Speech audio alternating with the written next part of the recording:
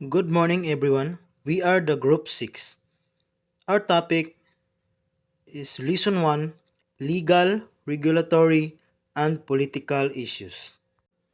Before that, let me introduce the intended learning outcomes. With the help of this module, the students will be able to: first is appreciation. Company law dictates how it is created and incorporated. Laws are considered conduct approved and enforced by a government of a particular country. Society cannot function effectively if there is no basis or a mechanism that regulates the interaction between its citizenry. The law is also a mechanism that protects people's fundamental rights, establishes order, resolves disputes, and sets standards. Business law or commercial law is a body of law that deals with corporate contracts, manufacture or sale of goods and services, employment, labor relations, and many others. Knowledge of the law is essential in running organizations that are socially responsible and governed well. So it means company law governs incorporated entities, regulating citizen interaction, protecting fundamental rights, establishing order, resolving disputes, and setting standards. Business law deals with corporate contracts, goods and services, employment, and labor relations. Knowledge of law is crucial for socially responsible organizations. Regulation are rules or order issues by an exclusive authority or regulatory agency of the government and having the force of law.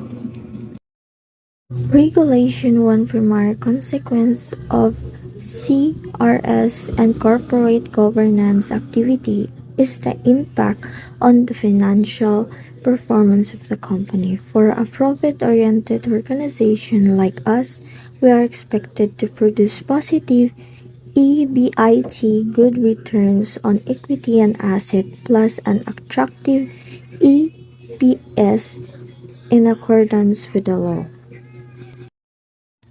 In the conduct of the business, it's always a challenge to be a topic in complying with all legal, regulatory, fiscal, and even tax rules.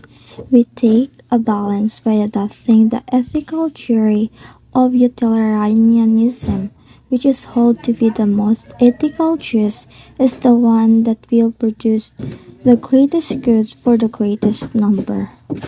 Regulation defined as a legal system that control and regulate the business activity of a certain country. Legislative and regulation of CRS and corporate governance can sometimes overlap because both concept deals with normative business conduct and both have similar requirements. Corporate governance deal with external regulation, internal regulation. External regulation something to satisfy an external demand or receive external incentive. Example: external student who study hard to get and receive material rewards for his parents. Internal regulation defined to follow for the administrative operation and organization of the institution, the implementation of rules. Regulatory issues. Regulatory issues, rules and regulations set by government agency or industry bodies. There are three types of regulation: environmental regulation, financial regulation, health and safety regulation. Environmental regulation minimize their impact on the environment and ensure sustainable practice. Financial regulation compliance of financial reporting and accounting standard by ensure transparency in financial statement. Health and safety regulation to maintain safety working environment for employees and customer. Law codes and regulation. We now discuss the various codes, law and regulation that are relevant in the practice of CSR and corporate governments. Sarbanes and Oxley Act Although this is an American legislation, it is significant because of increased financial accountability in auditing and disclosure to protect investors. Organization for Economic Cooperation and Development. There are many codes from various international agents such as the International Corporate Governance Network, and they all revolves around similar principles of good corporate governance. Explanation about law, codes, and regulation are legal rules that govern various aspects of society. Laws are generally broad rules established by government that apply to everyone within a jurisdiction. Codes are organized collection of laws, often categorized by subject, while regulation provide more specific details on how to implement and follow the laws. They collectively helps maintain order, protect rights, and guide behavior in a society. The Philippines Corporation Code. The Corporation Codes of the Philippines was approved in 1980 that prescribes the rules and regulation in the establishment and operation of corporation in the Philippines. The content of this code include the incorporation of private corporation, bylaws, and board meetings.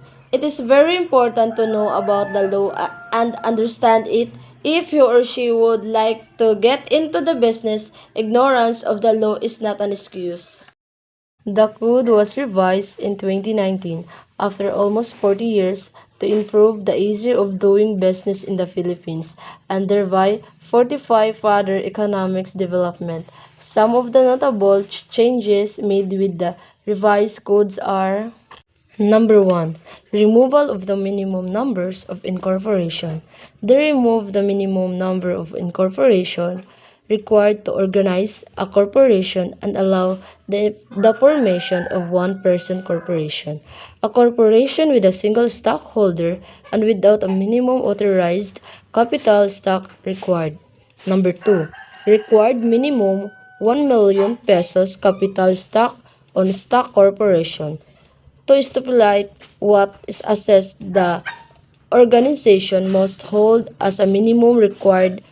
The purpose of minimum capital incorporate law is to ensure that in the in the event of insolvency or financial instability, the corporation has a signified equality base to satisfy the claim of creditor.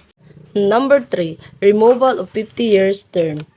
Organizations, corporations which continue to exist refers to the ongoing existence of a business entity without a defined end date or expiration. Number 4. Creation of one-person corporation or OPC. A one-person corporation is a business entity with just one stockholder. This single stockholder is also the sole incorporator, director, and president of the company. Number 5. Use of the internet to attend a meeting and filing of reports which were not allowed in the old code. Number 6. Power of the Securities and Exchange Commissions to remove disqualified director or trustee. The Philippine Code of Corporate Governance. The SIC first came out with a code in 2002 and has undergone numerous amendments, the latest of which was done in 2019. One of the main purposes of the code is to align Philippine government codes with that of the international business community standards, such as the OECD and ASEAN corporate governance initiatives.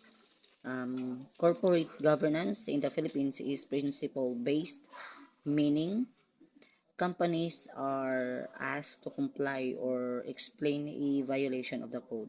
The SEC or the Securities and Exchange Commission first came out with a code in 2002 and has undergone numerous amendments, the latest of which was done in 2019. The first Philippine Code of Corporate Governance was issued in 2002 by the Securities and Exchange Commission, or the SEC. Since its initial release, the code has undergone various amendments to enhance corporate governance practices in the country. The latest major amendments as of my last update in September 2021 was made in 2019, with the SIC releasing the revised code of corporate governance. Just to remind all of you that there might have been further updates or developments beyond this point. And now let's move forward to company codes. There are countless examples of governance codes adopted by companies based on widely accepted international governance codes, such as the OECD. The OECD provides the guidelines for how organizations may practice good governance. First, I will share to you the meaning of a company code. A company code typically refers to a set of rules, principles, or standards that outline the behavior, conduct, and expectation for employees and stakeholders within the company. This code of conduct helps guide to action of individuals associated with the company and ensure that they adhere to ethical, legal, and professional standards. Political issues and corporate governance. Political issues are important topics of good corporate governance. Good governance does not limit itself to addressing business disruptions and creating a competitive advantage through strategy. How these political issues are addressed, such as climate change, healthcare, income taxes, bribery in government, and others, are part and parcel of company long-term strategy. These are issues that concern just about every individual in any society, the stakeholders.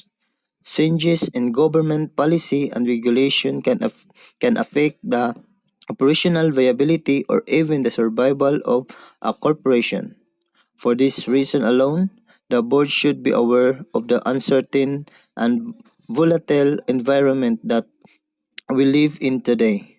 Being prepared to manage these changes will help mitigate risk.